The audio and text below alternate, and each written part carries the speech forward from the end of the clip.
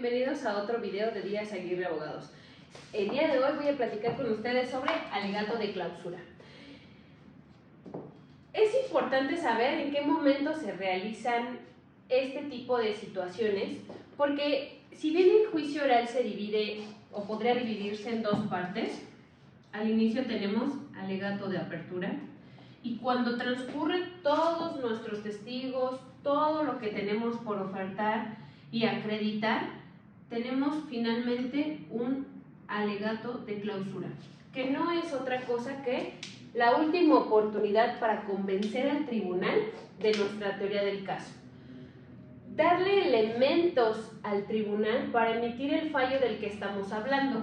Por ejemplo, nosotros en el alegato de apertura solicitamos, entre otras cosas, ya sea que se le condene o se le absuelva a la persona, dependiendo de la parte que estemos representando. Y en el alegato de clausura le decimos que con todo el material probatorio debe de condenar o absolver. Entonces, le estaremos dando elementos al juez con todo lo que ya vertimos en el juicio para que él dicte una sentencia, ya sea de tipo condenatoria o absolutoria.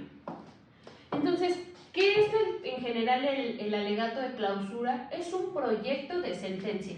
¿Por qué? Porque le vamos a decir al juez por qué tiene que tomar en consideración tal o cual testigo, qué sirvió de uno, qué no sirvió de otro, y por qué debería de condenar o absolver a la persona utilizando algún tema, algún lema, y ahorita les voy a dar una posible estructura de cómo realizarlo. ¿Cuál es el trabajo del abogado? Hacer notar las fortalezas de sus testigos, por qué es creíble y por qué genera confianza cada uno de los testigos que él hizo desfilar durante el juicio. Es importante que resalten las deficiencias de los testigos de la parte contraria. ¿Por qué? Porque así nosotros atacaremos credibilidad, confianza y fortalezas que pudiesen ellos decir que hubo en el alegato de clausura. Entonces, si resaltamos nosotros la deficiencia, entonces el juez tendrá duda para emitir un fallo como el que le están pidiendo.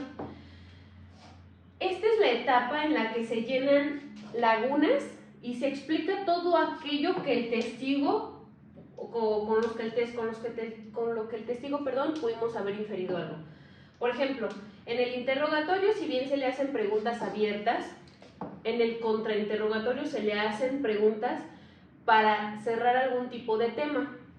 Y si el testigo o al testigo no se le hace la pregunta final, que es donde él puede concluir cualquier situación, será esta la etapa en donde se haga.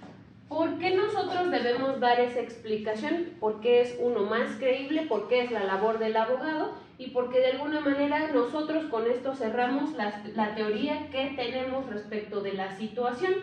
Entonces, si un testigo no concluyó que entonces la persona estaba el día, en hora y circunstancias para cometer algún hecho delictivo, seremos nosotros los que entonces expliquemos por qué no hay otra versión de los hechos, por qué se debe de asumir de tal o cual forma, para que entonces no existan más inferencias.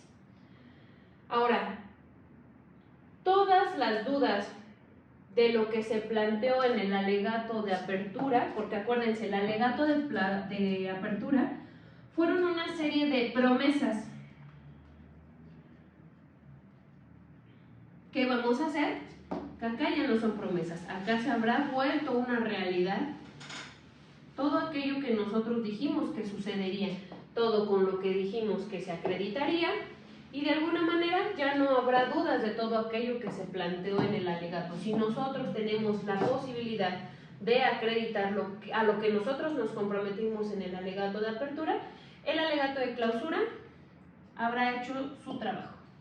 Entonces, le tenemos que dar elementos para que dicte una resolución favorable, ya sea como condena o como absolución, pero nosotros tenemos esta última oportunidad para hacer notar todos estos puntos y que la sentencia salga a favor de lo que estamos pidiendo de alguna manera.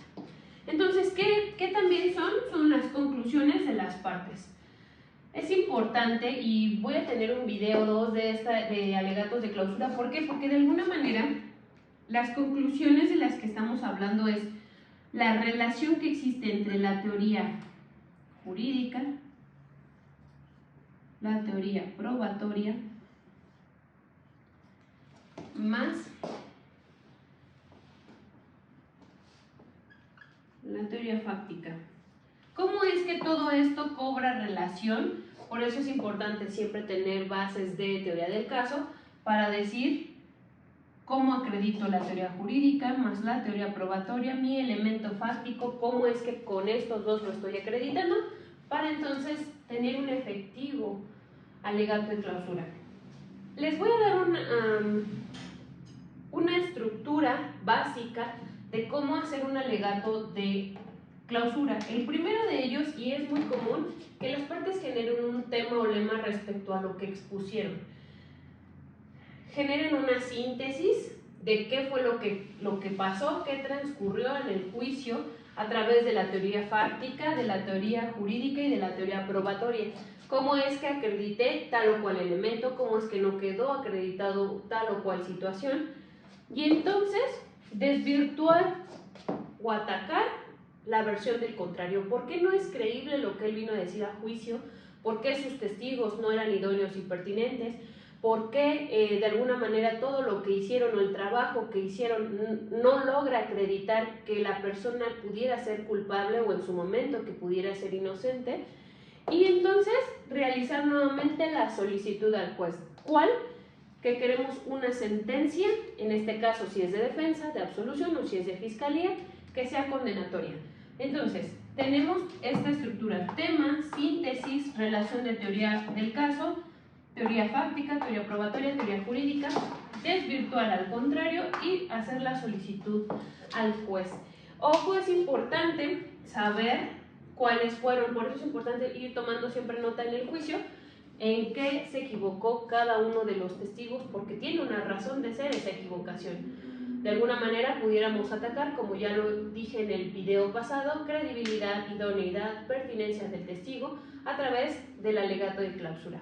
Dejen sus comentarios, hagan cualquier duda que tengan, por favor déjenla debajo del video y nos vemos en el próximo. Hasta luego.